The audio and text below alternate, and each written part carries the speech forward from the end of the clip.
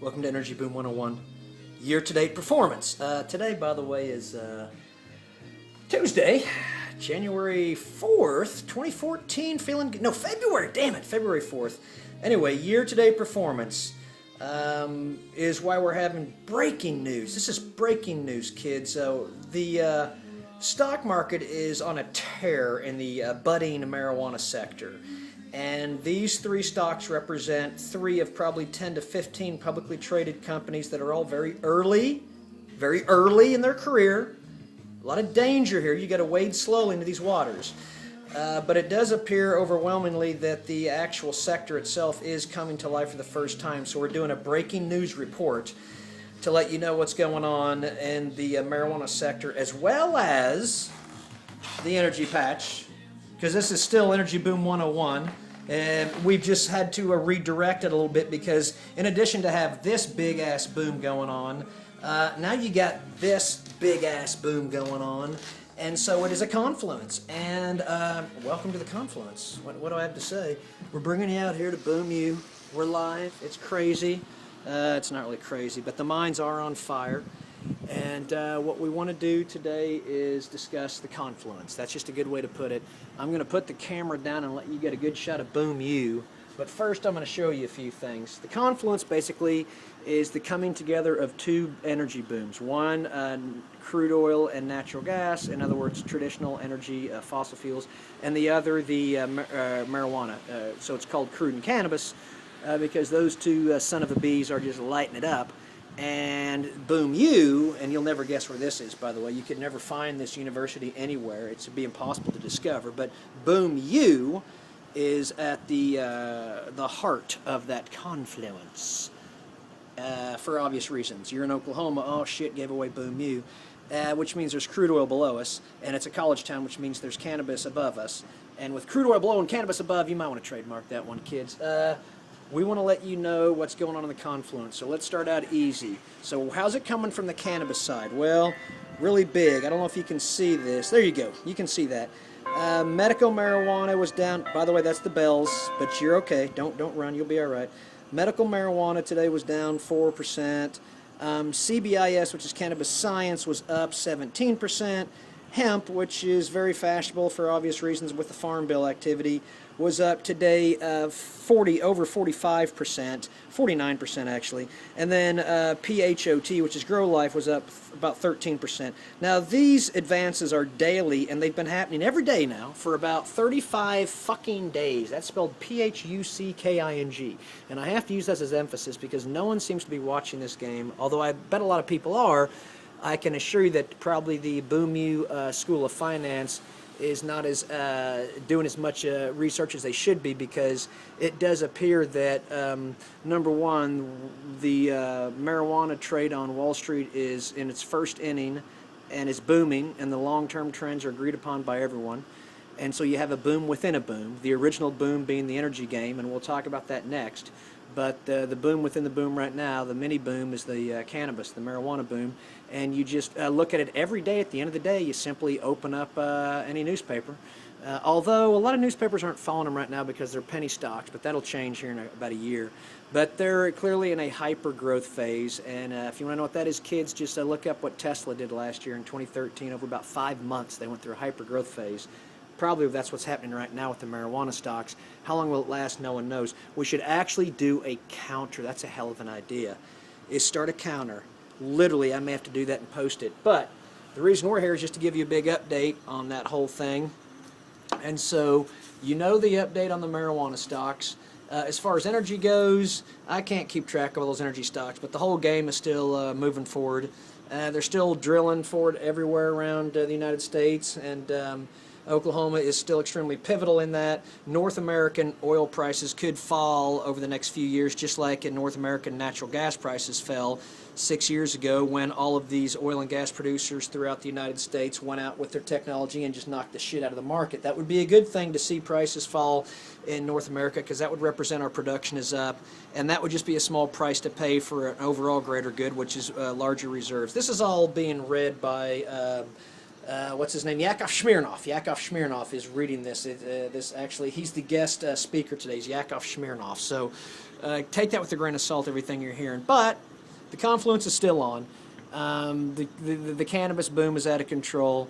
The crude boom is great. It's the game is still big, and I get to sign off tonight with Oil Patch Jazz, one of my favorites. So I'm going to put the camera down and let it sort of rest on Boom U. That's a good shot of Boom U. And then we're going to get the old. I'm going to get the business section, and we'll do a little Oil Patch Jazz and just let you know what's going on. And the format, of course, is improv. You know, that's hence the name Jazz. Because all we're doing is just grabbing a newspaper, breaking news from 13 hours ago, and reading you what they have to say. Whoa, shit, here's a top story. American Energy builds on position. Now, you know American Energy, that is Aubrey McClendon's new company.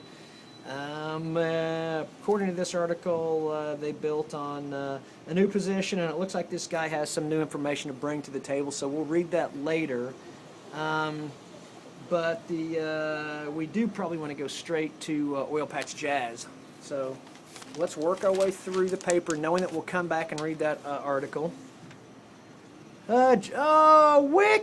General Electric expands oil field tech partnership. This was, General Electric and Chevron on Monday expanded their partnership in a move that promises to send business to GE's planned oil and gas technology center in Oklahoma City. Are you fucking kidding me?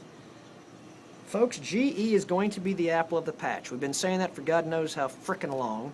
No one's listening. By the way, I have one viewer out there. Thank you very much, whoever you are. I can only hope that you grow incredibly rich in whatever way it feels rich, and then you move on with your life. That's huge news. That'll probably have to get its own. Of course, you know it's never going to get its own video, but it was mentioned. Okay, here it is in a nutshell. General Electric is slowly but surely changing themselves over to being the technology provider for the oil patch because they recognize an enormous opportunity. And pretty quick here, they'll get a third of their revenues from the oil patch. They just did it, and they just expanded that. It got deeper into that relationship with the oil patch by announcing a partnership with Chevron. Pretty good partnership there. I would say that bodes well for everyone. There is your boom right there. Boom 1, 2, 3. I'm going to tweet that out, you mofos. After I sign off with some Oil Patch Jazz, because I guarantee you we got some good stuff. And by the way, there is also another article about One Oak spinning off their natural gas company called One Gas. That would have been a good investment, and probably still is a good investment. Now, prepare yourself. Get ready. We're only 7 minutes into this son of a bitch. You'll live. Get ready for Oil Patch Jazz on the heels of huge news about General Electric and Chevron. Here we go, Oil Patch Jazz. Completions now. We're going to go to Alfalfa County first. Sandridge, remember they always drill a lot in Alfalfa County, and that's the Mississippi Lime, and they've got 3 wells today. And there is a 91 barrel a day, a 57 barrel a day, and a 173 barrel a day. So, you know, that's nothing to sneeze at. But I don't know if it's a real gusher. I don't know enough. Why are you even listening to me? Anyway, next county, Creek County, Trilliant Energy. That's sort of a nice name. 2 barrels a day, not a whole lot there, but they only went down 2,700 feet, so keep that in mind. Okay, here's always a fun one to anticipate. Ellis County, EOG. Remember, kids, the old Enron Oil and Gas. EOG, they're really good with their technology, so they'll be the first ones to show us big well results. Here we go. EOG in Ellis County, 267 barrels a day, so that's strong, that's solid, but that's not huge numbers. Grant County, we got Sandridge. Oh, man, hang on. This right here this is really frickin' big. 920 barrels of oil a day. Grant County, that's the Mississippi Lime, that's Sandridge. 920 barrels of oil a day. Only going down 9,000 feet. That's, I bet you money, if anyone from Sandridge would like to come on the show and explain that one simple well, I bet that's economic as hell. Boom, that garners a fucking boom award. Now, we're pushing forward here because we're running out of time and money.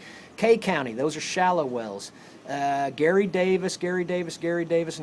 So Gary Davis, whoever he is, drilled 4 wells up in K County, and they came in at 10, 9, 12, and 4 barrels a day. So you can tell they're all, you know, shallow wells. He only goes down 4,000 feet, 5,000 feet to get them, and they come in anywhere from 4 to 12 barrels a day. So I don't know, those might be sort of fun little wells. Lincoln County, that's it's not Shaw, it's, oh shit, what's the name of that town? So, Chandler, I think. Anyway, Equal Energy, they're a publicly traded company right now, by the way. They popped one at 18 barrels a day, nothing huge there. Oh, best county name in Oklahoma, bar none, Okfuskee. Here it is, folks. Okfuskee County. J&J Production drilled 4 wells in Okfuskee County. At J&J Production popped them. And let's see, so far it's just, 20 barrels of oil a day, 10 barrels of oil a day. And check this out. Here's a well that got 20 barrels of oil a day, and he only went down 3,300 feet. That's shallow as shit. That didn't cost much at all. J&J Production, you may get the award of the day. I guarantee Okfuskee County gets the award for the name of the day. And then here we go to Okmulgee. Now, it's just as pretty as Okfuskee, and it rolls well off the tongue, but it's not as fun as Okfuskee. Okmulgee County, though, J&J's popping it there, too. 3 barrels a day and 3 barrels a day. Ain't too bad. I got a friend in Okmulgee County. I'm going to get on to him on this one. We're gonna check it out. The one viewer out there, by the way, have I said this?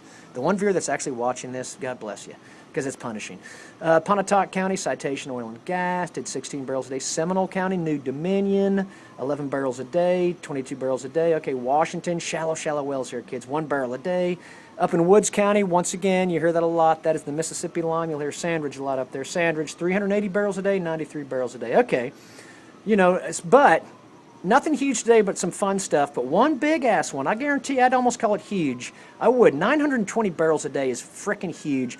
And, folks, the first 4-digit gusher we get, you know what that means? That means 1,000 barrels. The first 4-digit gusher we get in Oklahoma, game on. That's it for Energy Boom 101, which is just continuing its advanced coverage of the Confluence to the one person who's listening. 3, 2, 1, boom.